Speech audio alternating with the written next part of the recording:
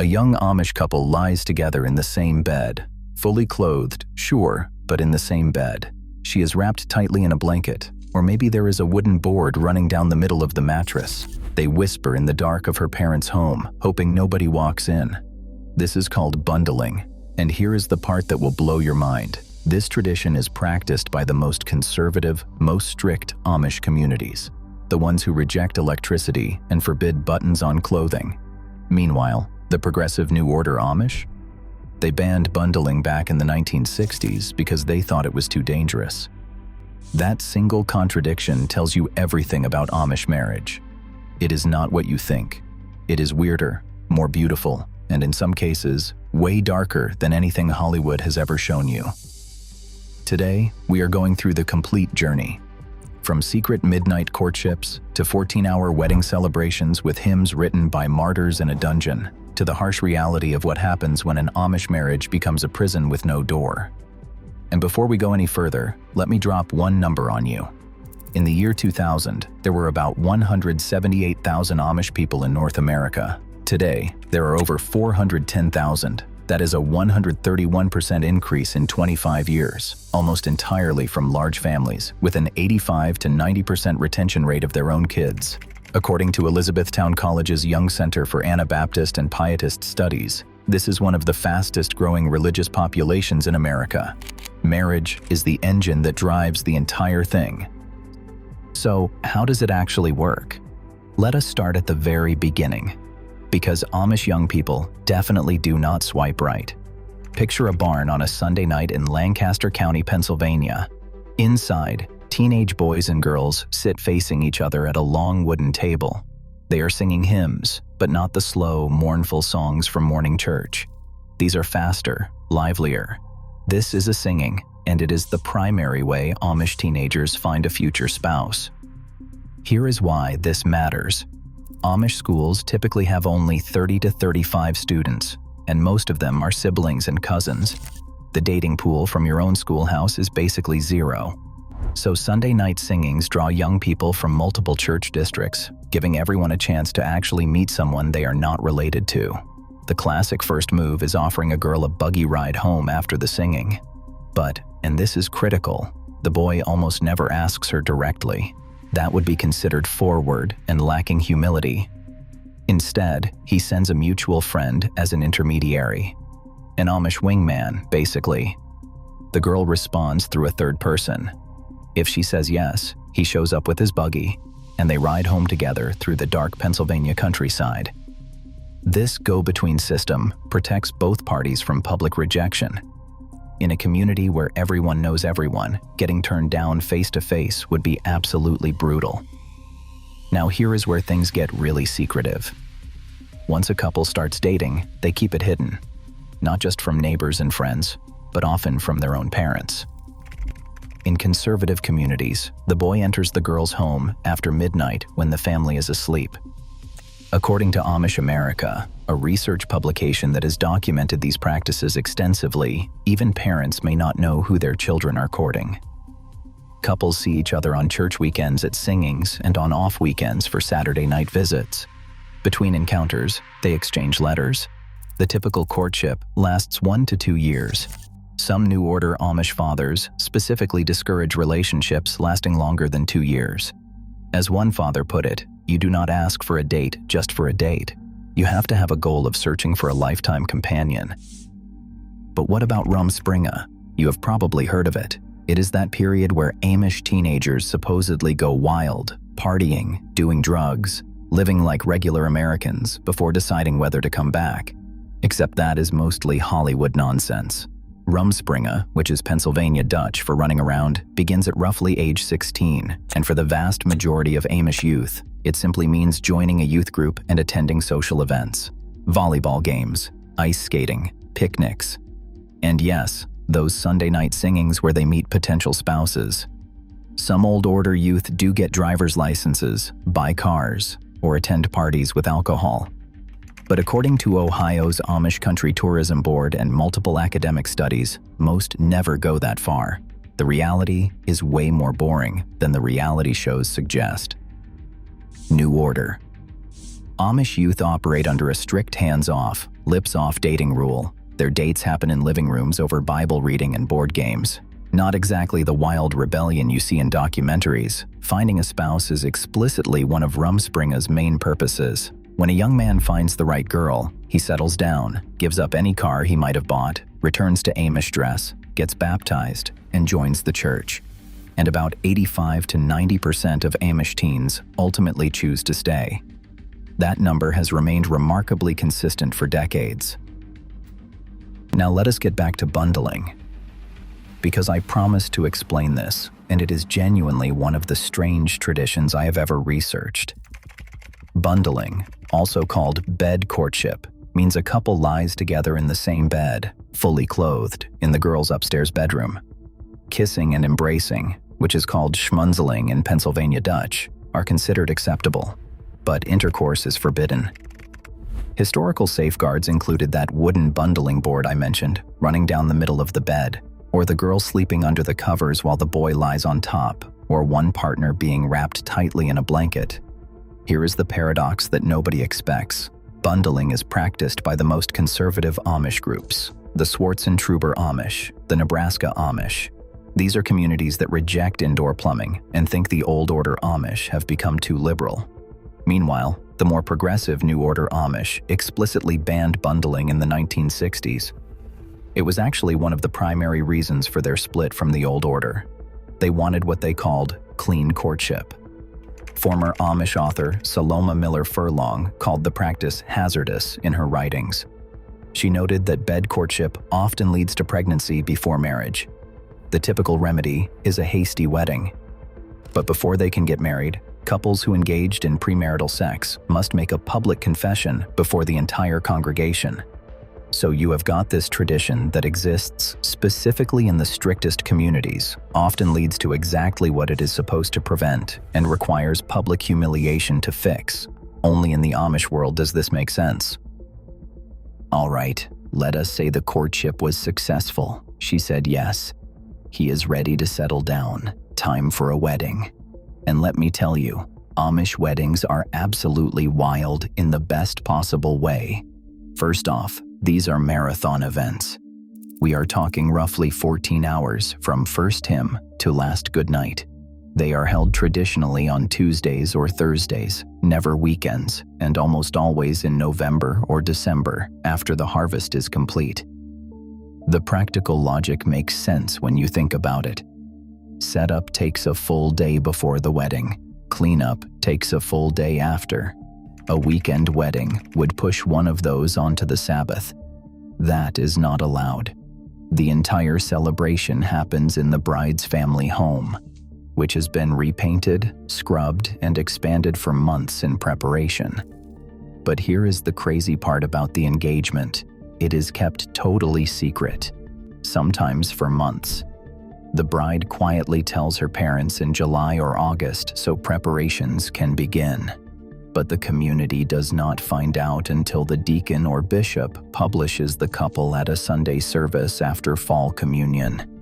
He reads the names of all engaged women and their intended grooms to the whole congregation. And crucially, the couple does not even attend church the morning they are published. The bride stays home and prepares a private meal for her groom. One of the few quiet, intimate moments before the communal whirlwind begins.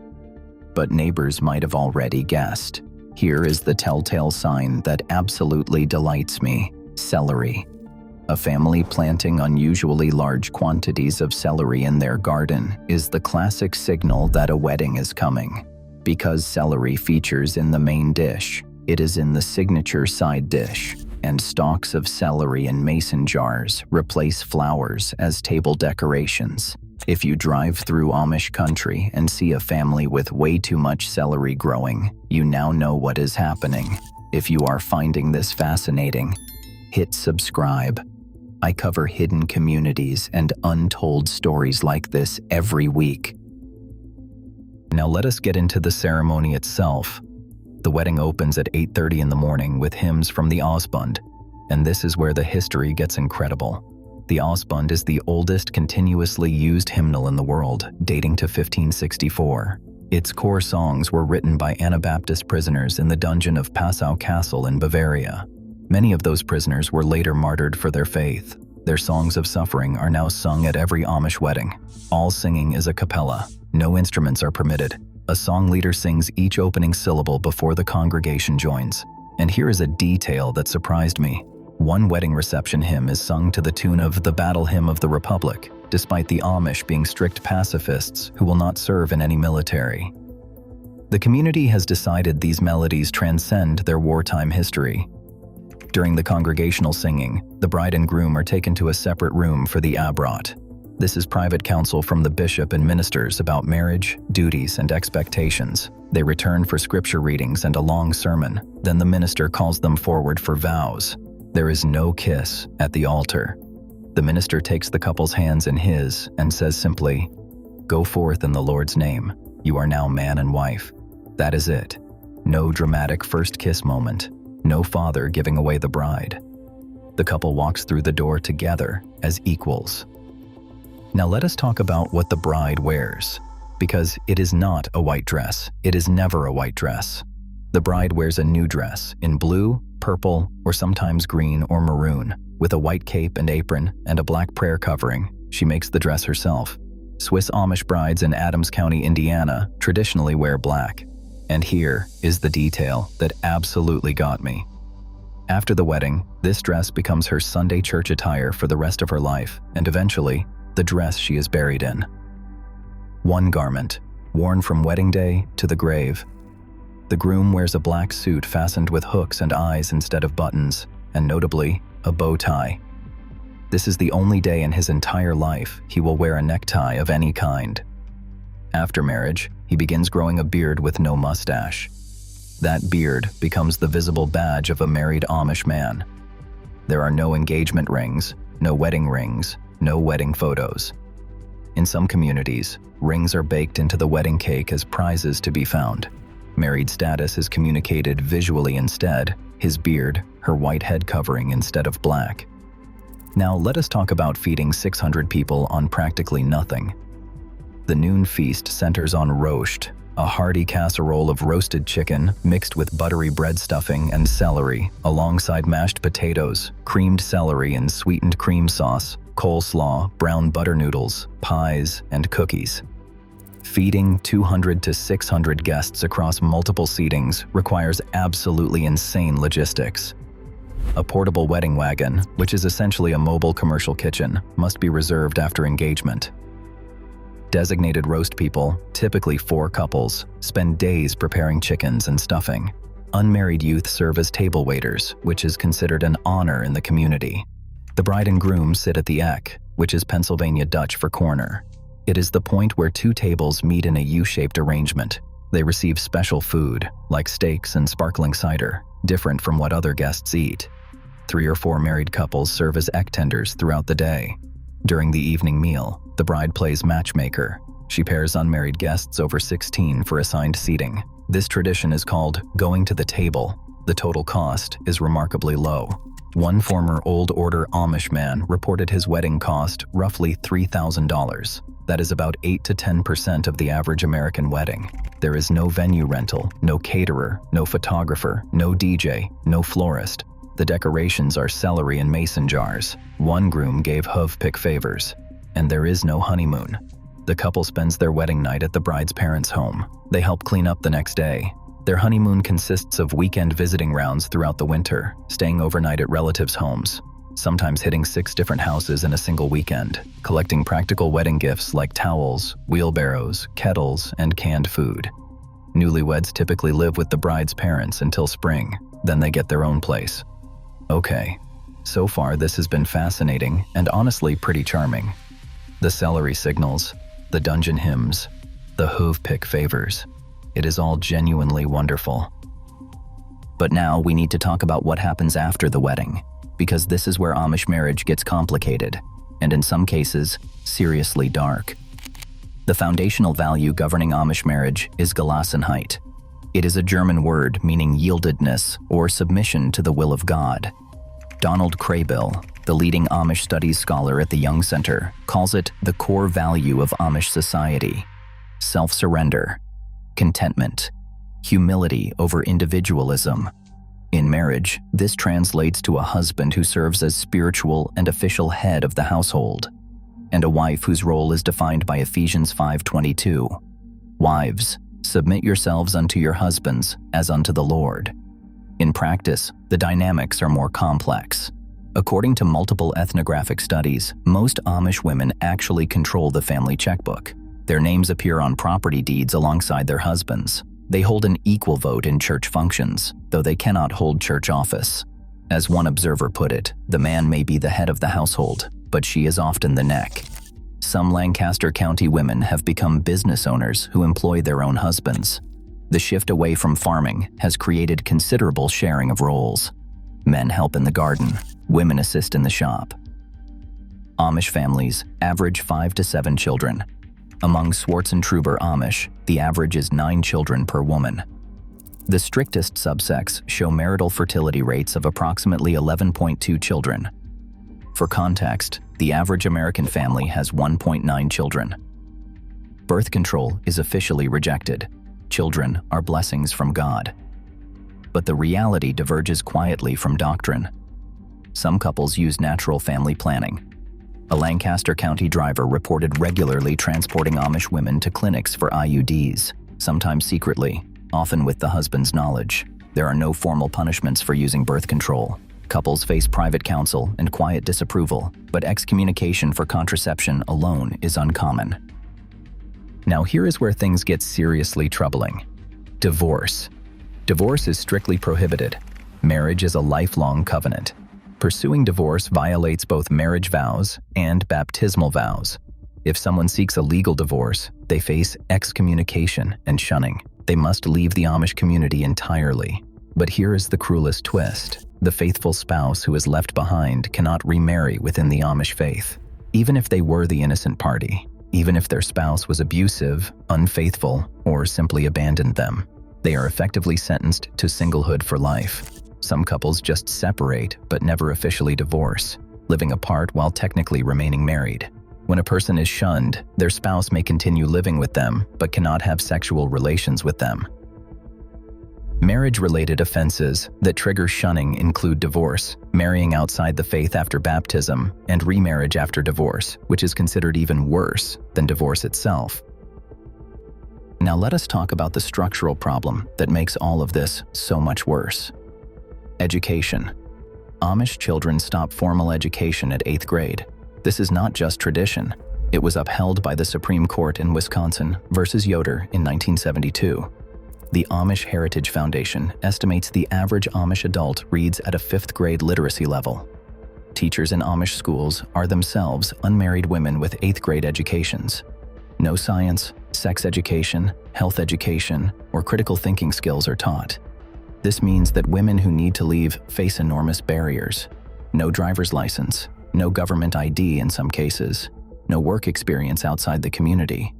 Pennsylvania Dutch as their primary language, no understanding of legal rights or social services.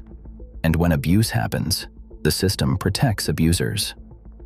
A year-long investigation by Type Investigations and Cosmopolitan identified 52 official cases of Amish child sexual assault across 7 states over 2 decades.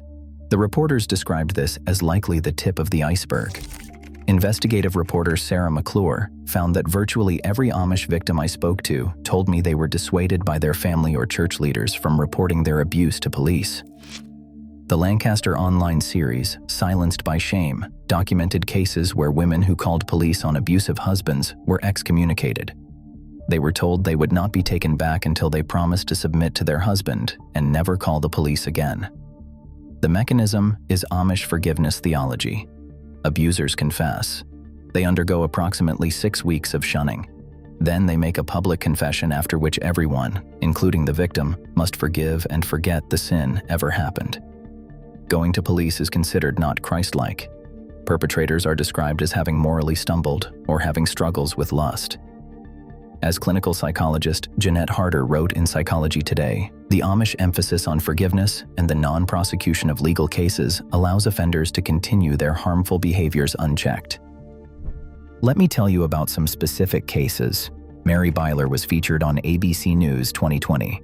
She alleged she was raped on more than 200 separate occasions by members of her Amish family, beginning at age 6. 3 brothers were incarcerated. Her family disowned her. She was banned from the community and left with an 8th grade education. Misty Griffin wrote a memoir called Tears of the Silenced. It sold over 500,000 copies. She was sexually assaulted by a bishop for 6 months before fleeing to a rural Minnesota police station one freezing morning in early March. She entered the modern world with a 2nd grade education and no ID. Emma Gingerich left the Schwarzentroober Amish at 18. She had to be taught to use deodorant and shave her legs.